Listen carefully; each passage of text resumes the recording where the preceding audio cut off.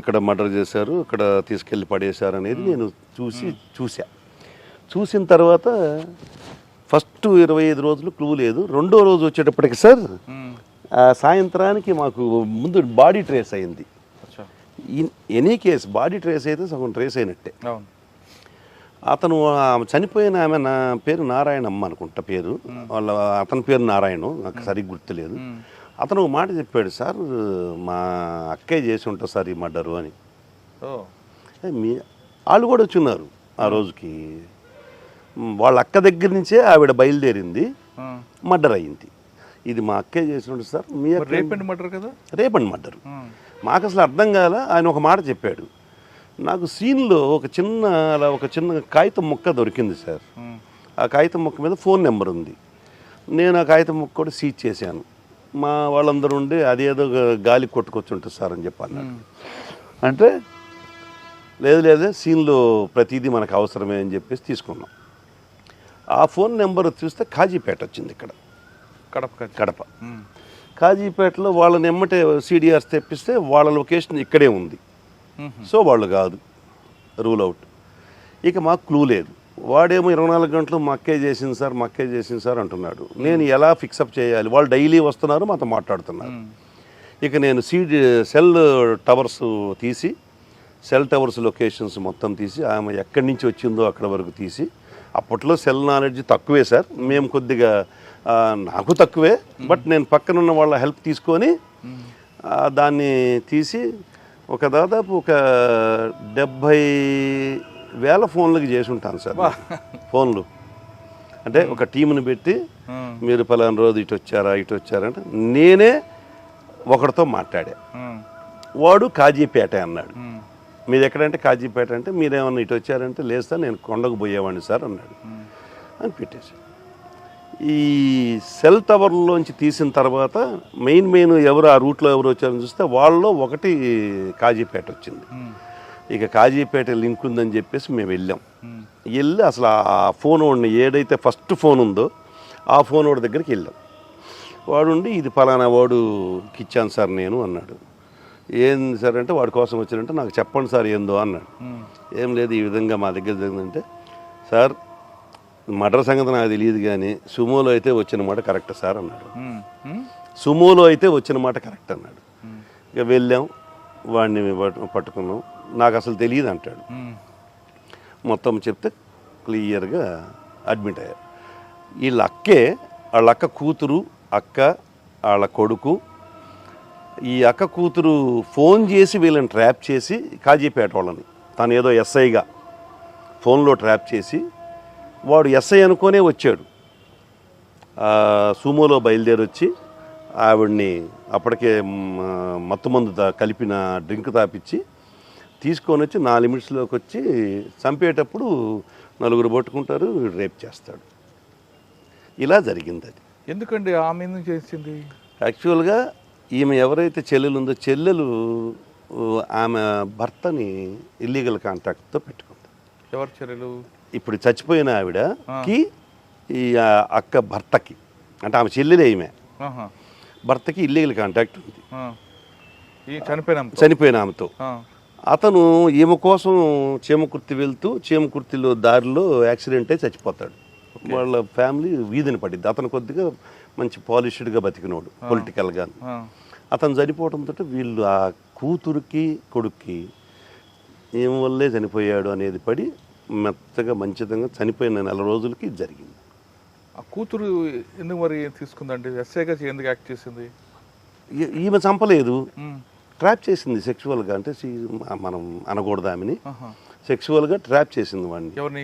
ఈ కాజీపేట వాడిని. ఏదో ఒక ఫోన్ నెంబర్స్ వాళ్ళ ఎవరెవరియో నెంబర్లు దొరికినప్పుడు ఒక నెంబర్ ఆమెకు దొరికింది. ఇక రెగ్యులర్ కాంటాక్ట్ చేస్తూ అతనితోటి, నువ్వురా నేను నీకు ఫస్ట్ మర్డర్ అని తెలియదు అతనికి, రా ఒకసారి మనం కలుద్దామని చెప్పి పిలిచి, నువ్వు 4 తీసుకొచ్చుకో, కొద్దిగా నాకు డబ్బులు ఇవ్వాలి, ఆ డబ్బులు వసూలు చేయాలి కొద్దిగా అని చెప్పేసేసి అని పిలిపిస్తుంది. పిలిపించిన తర్వాత వాళ్ళకి మందు దాపి ఒక 25,000 రూపాయలు డబ్బులు ఇచ్చి చంపిస్తుంది. ఇది case life conviction. Super. Life conviction.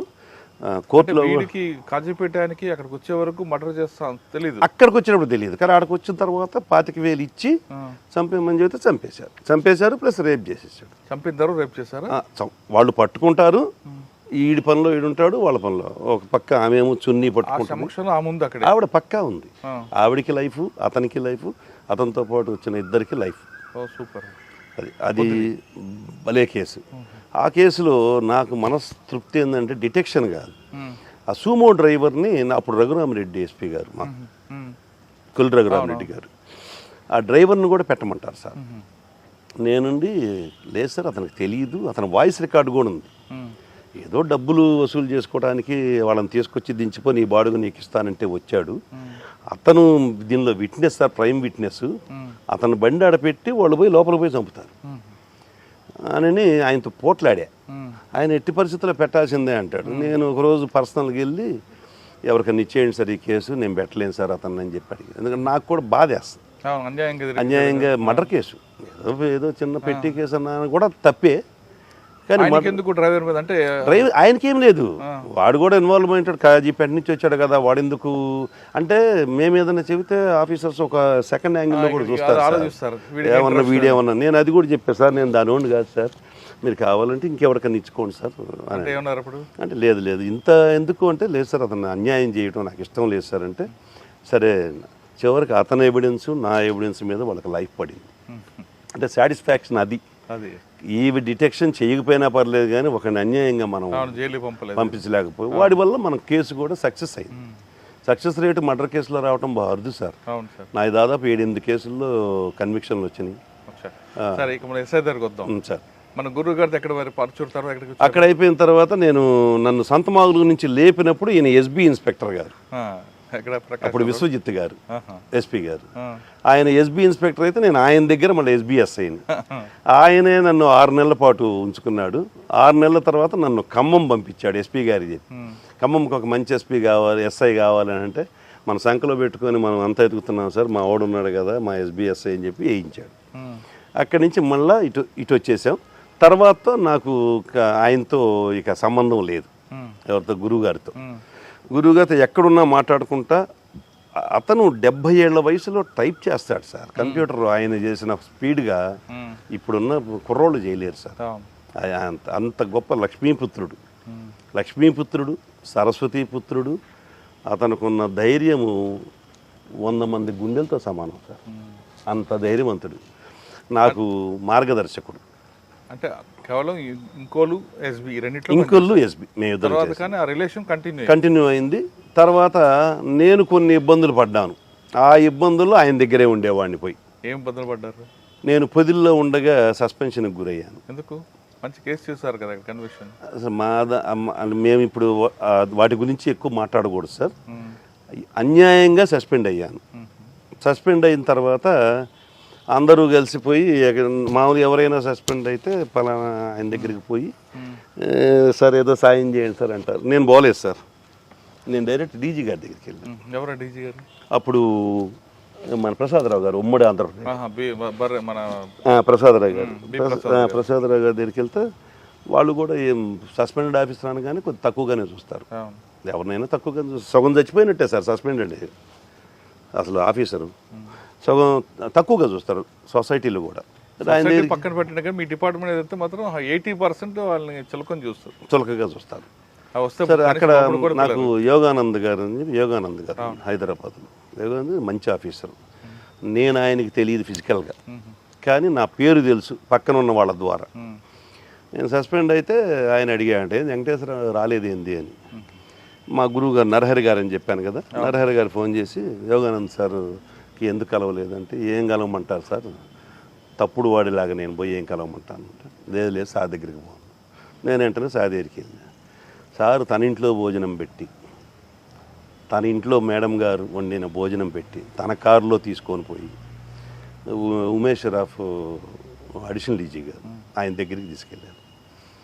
ఆయన దగ్గరికి పోతే నేను ఆయన దగ్గరికి పోయే ముందు నేను కూడా కొద్దిగా పెడే సార్, నాకు 2 నిమిషాలు ఆయన మాట్లాడటానికి సమయం ఏమని చెప్పండి సార్ అని చెప్పాను. సార్ వెళ్ళి నేరుగా ఆయనకి డీజీపీ ఆఫీస్లో ఎంత గౌరవం అంటే మీరు నమ్మరు సార్, ఆయన వస్తుంటే ఆయనకి ఇంటర్వ్యూ ఉంటుంది, బయట సిట్టింగ్ ఉంటుంది సార్. ఏదన్నా ఆఫీస్కి వెళ్ళాలంటే ఐజీ గారి దగ్గరికి వెళ్ళాలంటే డైరెక్ట్గా వెళ్ళిపోవటం sir. Such a great fellow. నాకు అసలు గుండె అట్ట పొంగిద్ది ఆయన చూస్తే. సరే నేను డైరెక్ట్గా తీసుకెళ్ళాడు. ఏం లేదు సార్, నాకు తెలిసిన ఆఫీసరు, మంచి ఆఫీసరు, ఒక 2 minutes మీతో మాట్లాడటానికి పర్మిషన్ ఇవ్వమన్నాడు, మీరు ఏం సాయం చేయకపోయినా పర్లేదంట. సరే చెప్తే నేను ఒక 3 కాగితాలు తీసి పెట్టి ఆయన ఎదురుగా పెట్టి ఇది చదవండి సార్ అన్న, అండర్లైన్ చేసి. చెప్పబోయా ఏందో అన్నాడు ఆయన. లేదు సార్, మీరు నాకు టైం ఇచ్చారు, మీరు చదివితేనే అర్థమైంది సార్ చెప్పే కన్నా. 3 చూశాడు. ఫోన్ చేసి ఆ కన్సర్న్ ఆఫీసర్ని అడిగాడు, మేము మీ ఇష్టం వచ్చినట్టు చేయటమేనా అంటే. ఆఫీసర్లో కూడా గట్టి ఆఫీసర్లు ఉన్నారని చెప్పుకోవడానికి ఇది ఒక నిదర్శనం. ఆయన రిటైర్ అయిపోయి కూడా ఉన్నారు, చెప్పాల్సిన అవసరం కూడా లేదు. రీసెంట్గా సార్ మా దగ్గరకు వచ్చారు, ఉమేష్ షరాఫ్ గారు. మరుసటి రోజు మధ్యాహ్నానికి రిలీవింగ్ ఆర్డర్ ఇచ్చేసారు సార్. నాకు అలా వచ్చింది రిలీవింగ్ ఆర్డర్. సీనియర్స్ అలా సపోర్ట్ చేస్తారు, క్యారెక్టర్ని బట్టి చేస్తారనేది నాకు. కానీ సస్పెండ్ ఎందుకు చెప్పట్లేదు మీరు? సస్పెన్షన్కి రీజన్స్ సార్, నేను ఒక సివిల్ మ్యాటర్ వచ్చింది సార్ పొదిల్లో. అది త్రూ పెద్ద ఆఫీసర్ నుంచి వచ్చింది, ఎవరైతే నన్ను చేశారో వాళ్ళ దగ్గర నుంచి వచ్చింది. అది ఎస్పీ గారి ద్వారా, ఎస్పీ గారు డిఎస్పీ ద్వారా వచ్చింది.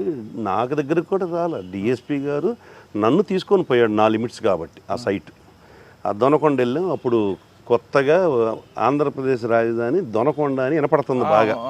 ఆ దొనకొండ ల్యాండ్ నా కర్మకాలి. నాకు అది ఎప్పుడు నైట్ మేర్ సార్, నాకు ఆ రాజధాని అనేది నేను అసలు మర్చిపోలేని ఇన్సిడెంట్. వెళ్ళాను. నేను ఎంఆర్ఓ ఆఫీస్లో పనిచేశాను కదా సార్. ఆ దొనకొండ ఎంఆర్ఓ నేను పనిచేసేటప్పుడు యూడీసీ, వాడు అక్కడ ఎంఆర్ఓ. అనా అనుకుంటా మాట్లాడుకున్నాం ఇద్దరం. దీని రికార్డ్ అంతా తీయించాను. వాళ్ళ మనుషులు కూడా వచ్చారు. ఓ పవర్ఫుల్ లేడీ కూడా వచ్చింది. పవర్ఫుల్ లేడీ వచ్చింది. ఏ పార్టీ? వాళ్ళ పార్టీ, ఆఫీసర్ పార్టీ. ఆఫీసర్ ఏ పార్టీ? ఆఫీసర్ పార్టీ నేను చెప్పేది మీకు అర్థం కావాలి. ఆఫీసర్ పార్టీ, పవర్ఫుల్ లేడీ, నా పార్టీ కాదు, పొలిటికల్ పార్టీ కాదు, అబ్బే ఆఫీసర్ పార్టీ. వచ్చి కూర్చున్నారు. ముందు రికార్డ్ అంతా తీయించాను సార్. ఆఫీసర్ ఎవరు సార్? ఇప్పుడు వద్దులేండి సార్. ఉన్నారు ఇప్పటికీ? ఉన్నారు. వారు కూడా మాలాగానే ఇబ్బందులు పడతా ఉన్నారు. అవునా? భగవంతుడు ఉన్నాడు కదా సార్. ఇంటి ఇచ్చారు మీరు. అదే ఇవన్నీ తీసిన తర్వాత రికార్డు తీస్తే ఆ 300 ఎకరం ఏదైతే సబ్జెక్ట్ డిస్ప్యూట్ ల్యాండ్ ఉందో అది గవర్నమెంట్ ల్యాండ్ అని జాయింట్ కలెక్టర్ గారు ఇచ్చిన తీర్పు ఉంది. ఆయన ఉండి ఇది మీది ఎట్లా ఇద్దండి, ఇది మా ల్యాండ్ అయితే మీరు ఏదంటే కోర్టులో చూసుకోండి అన్నాడు. ఇదంతా కావటానికి కారణం నేను అనేది వాళ్ళ యొక్క ప్రిజంప్షన్. నేను అసలు అప్పటిదాకా ఎవరికి తెలియదు ఇది. ఈ ల్యాండ్ డీటెయిల్స్ రికార్డ్స్ అన్నీ నాకున్న తెలివితేటలు, నాకు అతి తెలివితేటలు అనేది నాకు అప్పుడు తెలిసింది సార్. అతి తెలివితేటలు వాడుకోకూడదని నన్ను అప్పుడప్పుడు కిషోర్ కుమార్ గారు సార్ అంటుంటారు, ఎస్ఐ ఉద్యోగం ఎస్ఐ ఉద్యోగం చేయమంటే సిఏ ఉద్యోగం చేస్తావు, సిఐ చేయమంటే డిఎస్పీ చేస్తావు అని అంటుంటారు sir. Because of my proactive. అంతే సార్. 2వ రోజుకి రిలీవింగ్ ఆర్డర్ వచ్చిందా? రిలీవింగ్ ఆర్డర్ కాదు సార్, నన్ను రమ్మన్నారు. వచ్చిన తర్వాత బండి హ్యాండ్ ఓవర్ చేయమన్నారు. బండి సిమ్ము నేను దేనికైనా రెడీ సార్, నాకు ఎక్కడికైనా ఓకే, అసలు దానిలో నాకు ఇబ్బంది లేదు. ఎమ్మటే ఇచ్చేసాను, బండి పెట్టుకుని బండి వదిలేసి మళ్ళీ వెళ్ళిపోయాను. మళ్ళీ మరుసటి రోజు ఉదయం రమ్మన్నారు. వస్తూ 4 సార్లు ఫోన్ చేశారు. నాకు అప్పటికే అర్థమైంది, ఓహో నాకు ఏదో ప్రిపేర్ చేశారు. నాకు ఆల్రెడీ నైట్ తెలిసింది. పోలీసులు సీక్రసీ లేదు సార్, అడిగినోడికి అడగనోడికి ఇద్దరికి చెప్తారు మా వాళ్ళు, కాబట్టి సీక్రసీ నిజం సార్. రాత్రి తెలిసింది. పొద్దున పోగానే అడిషనల్ ఎస్పీ గారు ఉండి సర్వ్ చేశారు. తీసుకున్నాను, జేబులో పెట్టుకుని. ఏంటి చదవవా అన్నాడు. మీరు చేసిన అన్యాయాన్ని చదవటం ఎందుకు సార్, ఇది చేసిన నా కొడుకుని వదిలిపెట్టాను నేను. చేసిన వాళ్ళు ఉన్నారు. మా ఎస్బీ ఇన్స్పెక్టర్ ఒకడు ఉన్నాడు, మా బ్యాచ్మేట్ అప్పుడు, తిరుమల రావు అని, ఇప్పుడు డిఎస్పీ అయ్యాడు మొన్నే. సరే అతని పాత్ర కూడా కొంత ఉంది. ఏదైనా ఆఫీసర్ డెసిషన్ ఉన్నప్పుడు అతను కూడా ఏం చేయలేడు, కాబట్టి నేను అతన్ని ఫైన్ ఫాల్ చేయలేను. బట్ ఆర్డర్ చేతిలో పెట్టారు. అప్పటికి నేను ప్రకాశం జిల్లాలో ఒక వెలుగుతున్న police officer, law and order ఆఫీసర్గా. ఒక్కసారిగా పాతలానికి పడిపోయా. అయ్యో అప్పుడు మళ్ళీ మా గురువు గారు మీరు చెప్పి పృథ్వీనారాయణ గారు, ఇక నా టైం ఎవరన్నా జనరల్గా సస్పెన్షన్లో కానీ ఖాళీగా ఉంటే ఇళ్ళ కాడో లేకపోతే తిరుగుతారు, లేదంటే దాక్కొని ఉంటారు. నేను 24 hours పృథ్వీనారాయణ గారి ఇంట్లోనే ఉండేవాడిని. విజయవాడలో విజయవాడ, గుంటూరు, ఆయన 2 ఇళ్ళు. అవును. నాది డైలీ చూసుకునేవాడిని. నా దానిలో ఉన్న లోతుపాతులు అన్ని రికార్డు ఇక బిల్డప్ చేసుకోవటము, మేమిద్దరం కూర్చొని కొట్టుకోవటము. కాసేపు ఆయన లాయర్ ప్రాక్టీస్ చేస్తుంటాడు, కోర్టుకి వెళ్తాము, ఇక ఆయనతో పాటు తిరుగుతా. ఆయన కోర్టుకు వచ్చిన టైంలో నిందితుడిని పట్టుకోవడానికి పరిగెత్తినప్పుడు కాలు ఇరిగింది. నేను ఉన్నాను సార్. ఏం జరిగింది ఆ రోజు? ఆ రోజు ఇతను కానిస్టేబుల్ పట్టుకొని పోతుంటే వాడు వదిలించుకొని పోతుంటాడు. ఈయన ఎదురుగా ఉన్నాడు, కనపడుతుంది వాడు రావటం. జస్ట్ ఎవరు కాలు ఇట్ట అన్నాడు, ఈయన పడ్డాడు, 2 నెలలు బొమ్మల పడ్డాడు. నాకెందుకు వెంకటేశ్వరరావు ఈ వయసులో అంటే, లేదు సార్ మీలో పోలీసు ఉన్నాడు, అందుకే పోలీస్ ఆఫీసర్ చనిపోయేంత వరకు పోలీస్